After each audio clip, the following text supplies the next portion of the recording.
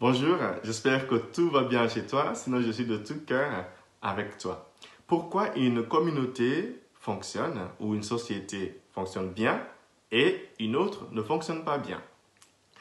Dans le texte d'aujourd'hui, on nous propose certaines raisons, certaines méditations qui pourraient nous aider à discerner pourquoi notre communauté, notre société fonctionne bien ou fonctionne mal.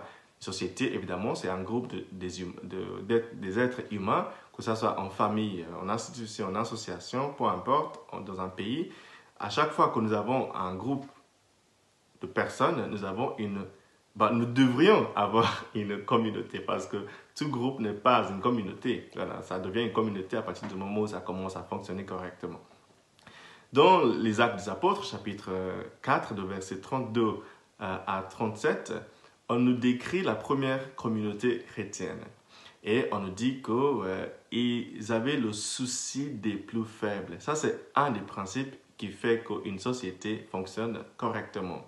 La qualité d'une société doit être jugée par son souci pour les plus vulnérables, pour les plus pauvres. Si nous avons une société où il y a certains qui s'en sortent très bien et il y en a d'autres qui meurent de faim, notre société est loin d'être parfaite.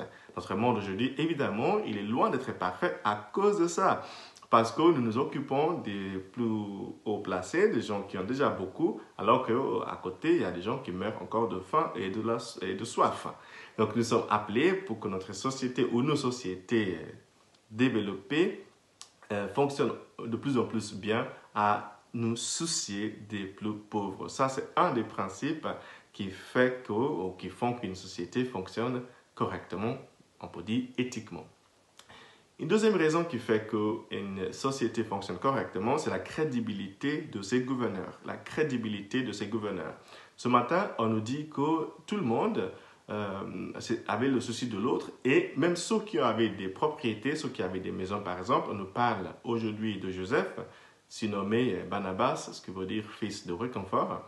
Barnabas est allé vendre sa maison et il a donné l'argent aux apôtres qui ont mis cet argent-là au service de la communauté. Les apôtres étaient crédibles. Donc une société fonctionne bien ou mal selon la crédibilité de ses gouverneurs, de ses dirigeants.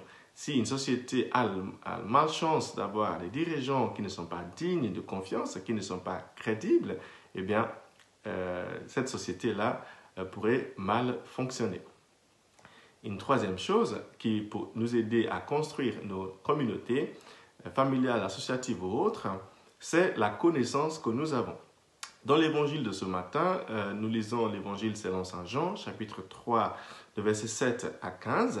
Nous lisons l'entretien entre Nicodème et Jésus. Nicodème vient voir Jésus la nuit. Nicodème, un homme de savoir, un grand savant d'Israël, un chercheur, quelqu'un qui avait beaucoup de connaissances. Donc ça, c'était important pour être un leader en Israël. Mais aujourd'hui, Jésus lui pointe une autre expérience nécessaire pour être un bon dirigeant, c'est-à-dire la connaissance qui vient de l'expérience. Jésus lui dit, nous savons de quoi nous parlons.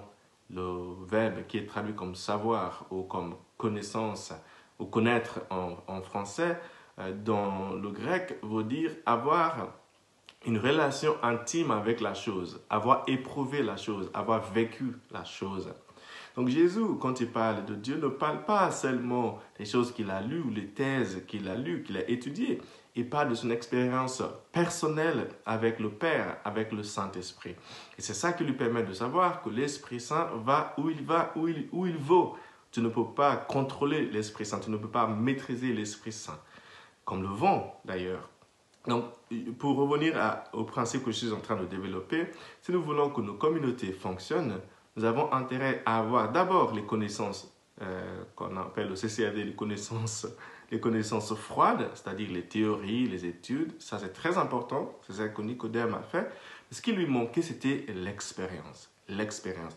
Je le dis à chaque fois que pour que nous ayons des dirigeants, en Occident en tout cas, qui vont bien gérer nos sociétés dans l'avenir, il faudrait, au moment du bac, les faire un voyage d'immersion dans des pays pauvres. Dans d'autres pays, parce que parfois quand j'écoute certaines personnes parler ici en France, j'ai juste l'impression qu'ils vivent dans leur bulle. Il est important de sortir de sa bulle. Moi, avant de venir en France, je voyais le monde autrement. Mais mon expérience, mon immersion en France pendant 10 ans m'a permis de voir le monde différemment.